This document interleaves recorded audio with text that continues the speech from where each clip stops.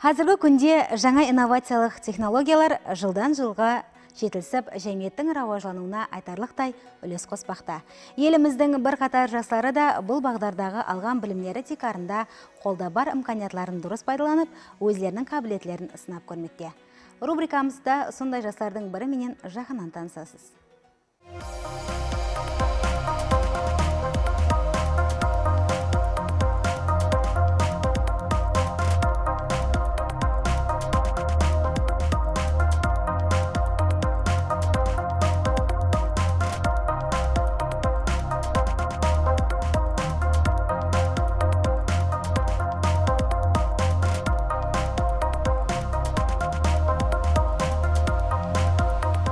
Жастар біздің ертеңгі үмітіміз, келешегіміз давамшылары болуымен бірге, мемлекетіміз оларға үлкен сеніммен қарайды.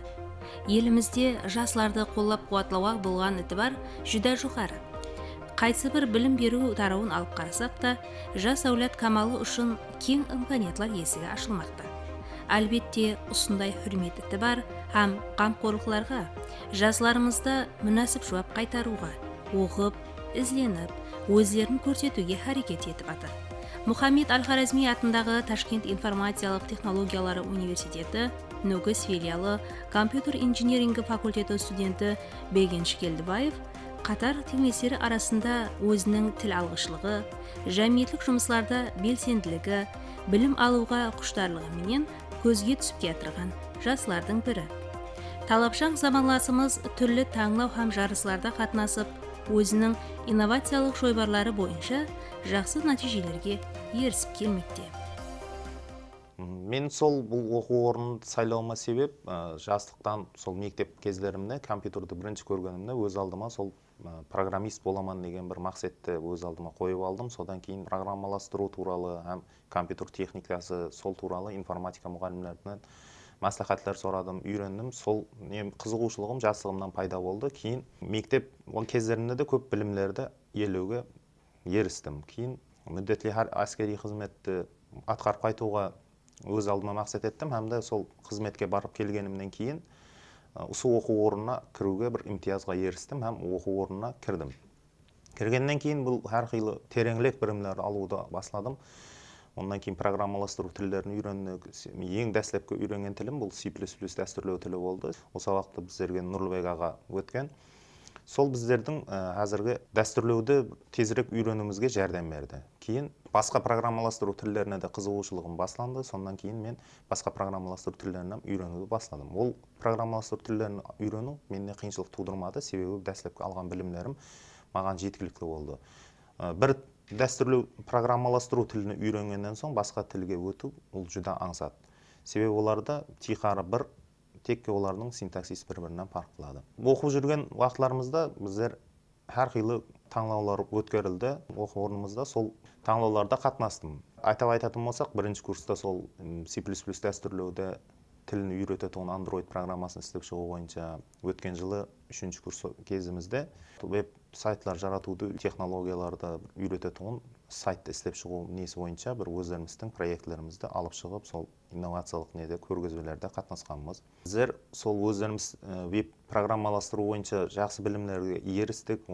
Сондан кейін біздер өздеріміздің білімімізді басқа студенттерге де бөлісу мақсатында семинарлар шөлкемдестіріп тұрамыз. Аптасына бір мәрте сол семинарларға біздердің өздеріміздің студент жастарымыз келіп қатынасады. Оларға біздер сол үйренуді қайсы затларға тыбар беру керек, қайсы затларды үйрену керек, қайсы деректерден пайдалану керек үйренуді, сол нелер бойынша мағлұматлар беріп барамыз. Һәм де өздеріміздің проектімізден жараттық. Сол мәсәлән атап айтатын болсақ, өздеріміздің hotblog.uz сайтымыз бар. Сол сайтты біздер веб программаластыру үйрету мақсатында жаратқанбыз. Сол сайт арқылы біздердің әзірге өздеріміздің студентлеріміз кіріп, керекті мағлұматларды алу мүмкін, керекті дәстүрлерді қалай орнату, сол дәстүрлерді жүктеп алу нелері, имканиятлары бар біздердің сайтымызда.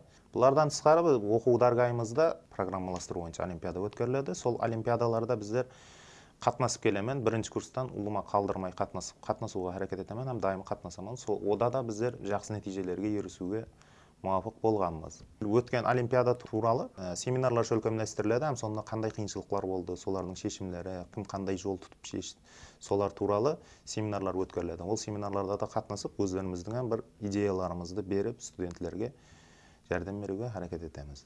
Қазіргі уақытта біздер исламмен біргелікте өздеріміздің диплом жұмысымыз үстімізде істеп атырмыз. Blog.uz сайтыны істеп атырмыз. Бұл сайттың тиқарғы мақсаты сол веб программаластыруды үйренімін дегенде жастар үшін, өздеріміздің оқу дәргейімізде оқитын студенттер үшін, һәм де колледж оқушылары болсын, улыма дәстүрлеу программаластыруға қызығатын бір жастар үшін пайдалы сайт, ресурсларды беріп барамыз бұл сайтта. Программаластыру дегенде бұл тиқарына компьютерді бұл техник құрылма болып, бұл егер онда программа болмаса, біз ол арқылы ешқандай әмеллерді әмелге асыра алмаймыз. Бұл компьютерді біздерге керекті вазипаларды атқару үшін біздер оған программалар жазамыз. Сондай программаластыру тілдерінің жәрдеміне ол компьютер өзі не істеу керек екенін біліп алады. Соның негізінде біздердің компьютерларымыз біздерге қызмет көрсете алады. Бұл веб-сайтты жарату үшін біздерде 2 айға шамалас уақытымыз кетті. Бұны жарату процесінде біздерге өздерінің әмели көрсетпелеріменен Ядгар, Шерзат, Татлымратов, Нұрлыбек, Зарипов, Фазыл, Бек болсын, һәм профессор мұғаліміміз Төлеп Нетбай ағалар көп өздерінің жәрдемлерін, пікір ұсыныстарын білдірді. Соларға мен көп рахмет айтып қаламын.